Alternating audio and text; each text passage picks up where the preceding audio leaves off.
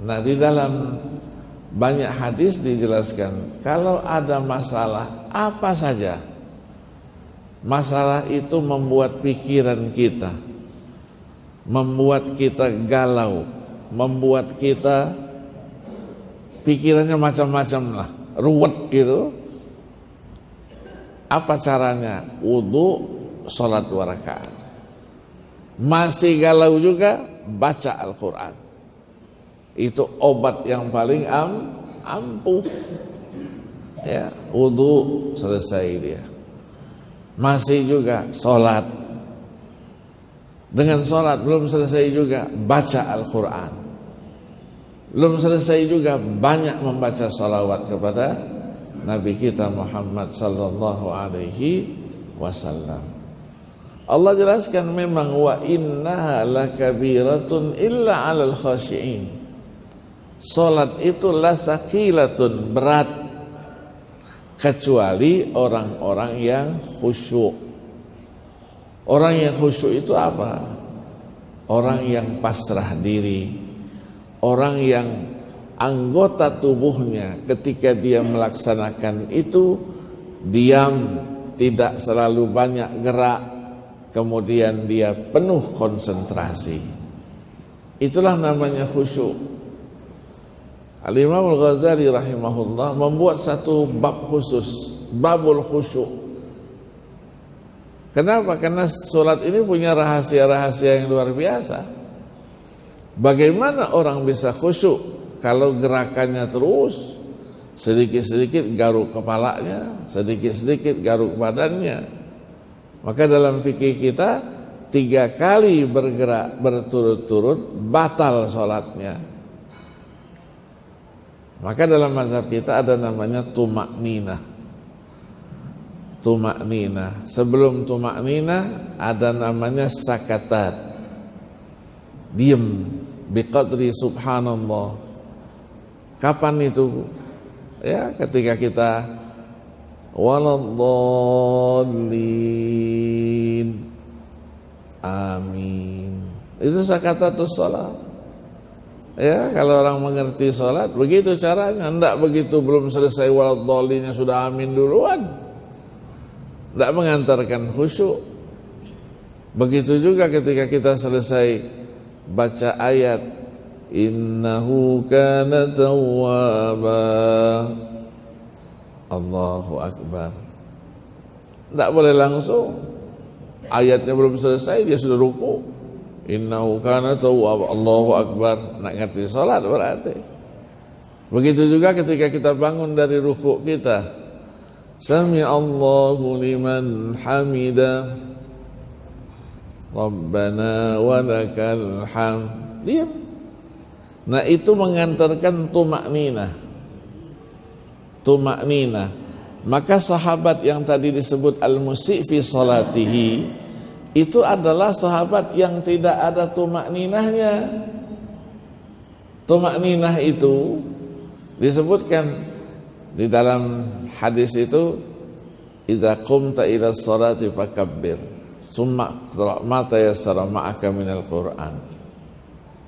Kemudian summa rka' hatta tatma'inna raki'an, summa rfa' hatta ta'tadila qa'iman, summa sujud hatta tatma'inna sajidan, dan seterusnya. Maka arkanus shalah menurut mazhab Syafi'i ada 17. Mazhab lain hanya 13. Ada 4 tambahan rukuknya. Jadi kalau orang yang gerak melulu, tidak ada khusyuknya, berarti beda dengan kita, mazhab Syafi'i. Maka dalam penelitian saya, ketika saya mendapatkan gelar doktor, saya mentahqiq sebuah buku namanya Al-Hawi Al-Kabir fi Syarhi Mukhtasaril Muzani As-Saghir, karyanya Al-Imam Al-Mawardi, Abul Hasan Ali bin Habib Al-Mawardi, yang meninggal 450 Hijriah. Dalam penelitian saya simpulkan bahwa ibadah salat yang paling dekat untuk diterima oleh Allah Subhanahu wa taala adalah ibadah salat menurut mazhab Syafi'i. Bukan kita fanatik, bukan. Ini kajian ilmiah. Ya, kajian ilmiah, dan saya pertahankan di hadapan para profesor-profesor itu. Betul katanya. Ya, paling dekat. Nah, kalau mau mendekat, maka penuhi. Sakatatus sholahnya dipenuhi, tumakninahnya dipenuhi. Rasanya beda. Kita sholatnya khusyuk dengan sholat yang tidak khusyuk, rasanya beda. Sudah yang kita lakukan yang terbaik, baru kita tawakal kepada Allah Subhanahu wa ta'ala. Inilah sholat, aku sudah kerjakan, inilah yang terbaik. Sudah aku curahkan seluruh kemampuanku, semua konsentrasiku.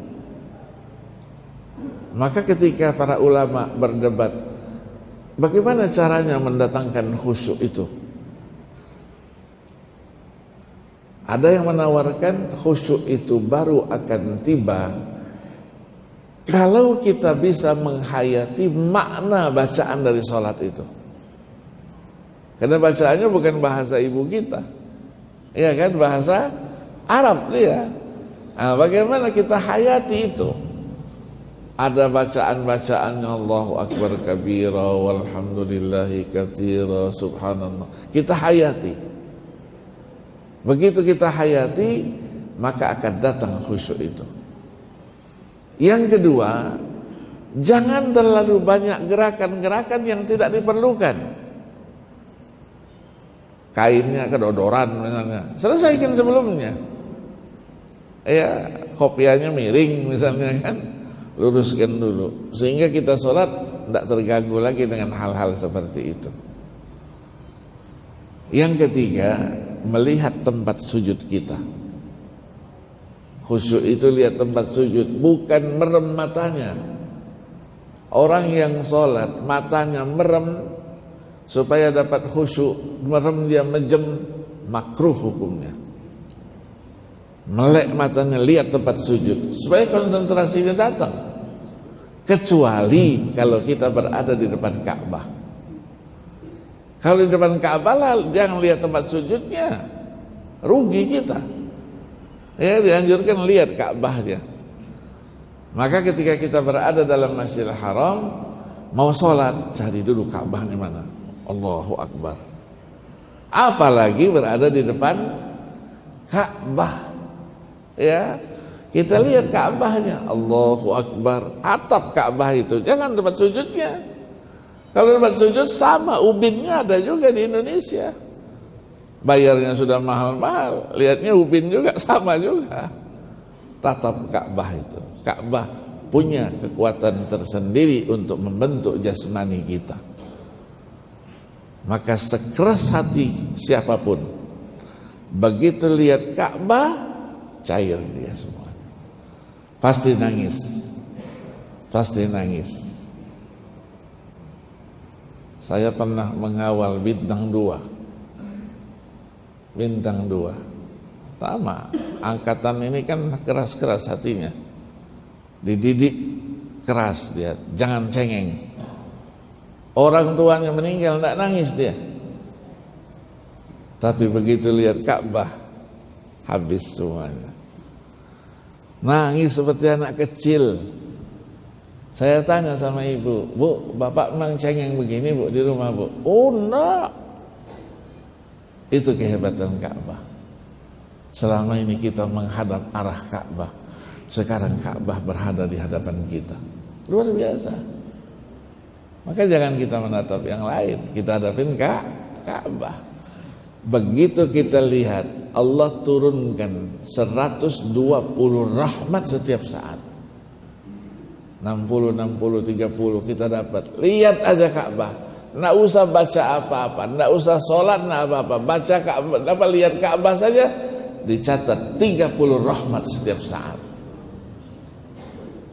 Luar biasa. Ya, luar biasa. Maka saya selalu ceritakan, Allah yarham Habib Umar bin Muhammad bin Hud Al-Attas yang di Cipayung itu. Orang banyak tidak tahu. Ketika dia mujahadah untuk mendapatkan wilayahnya, apa yang dilakukan? 8 tahun dia berada di depan Ka'bah, malam-malam tidak pernah tidur. 8 tahun, bayangin. Baru dapat wilayah itu, dapat karomah, dapat mukasyafah. Ya, punya nilai tersendiri luar biasa.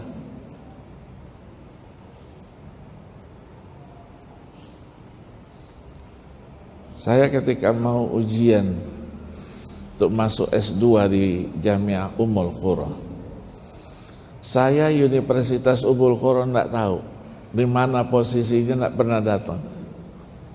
Dan tidak ada kenal dosen-dosen, profesor-profesor yang saya enggak pernah tahu.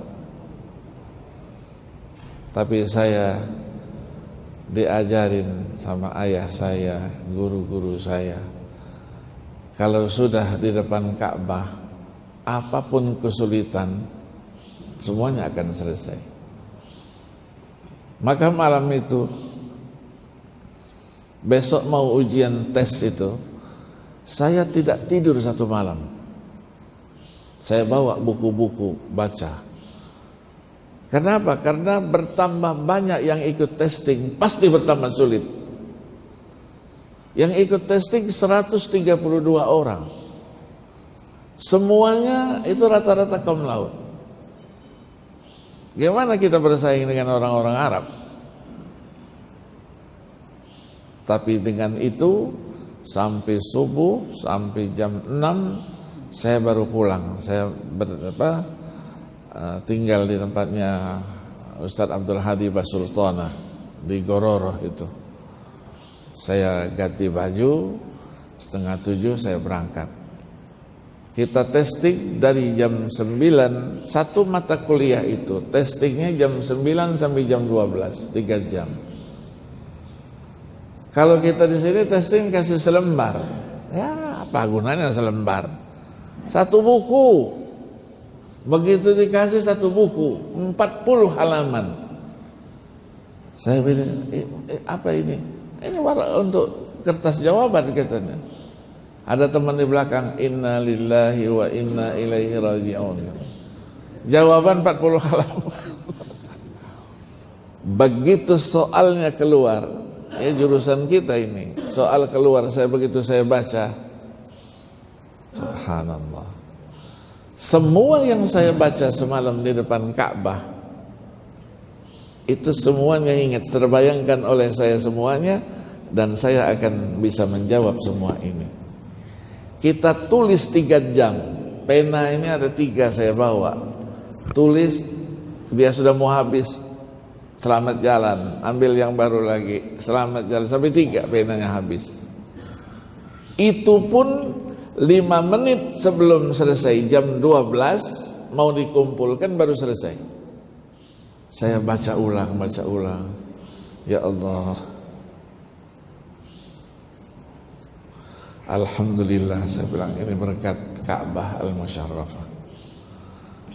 Teman-teman saya tanya, bagaimana? Yang top-top ini ketika di kelas itu bersaing terus gitu, bagaimana? Saya pulang. Entah aja yang terusin gitu. Gimana kamu? Saya bilang insya Allah saya bisa jawab lah. Saya wallahu a'lam katanya. Gak tahu saya kata. Itu kehebatan Ka'bah. Ya. Maka orang-orang di sana kalau anaknya baru lahir 40 hari langsung diciumkan ke Hajarul Aswad itu. 40 hari dibawa, ciumkan Hajarul Aswad. Matanya supaya biasa dia lihat Ka'bah itu. Itu punya pengaruh luar biasa. Kenapa orang kalau umroh dia bawa anak-anaknya yang kecil-kecil itu? Sementara kan belum ada kewajiban. Ya, ini dalam rangka pendidikan.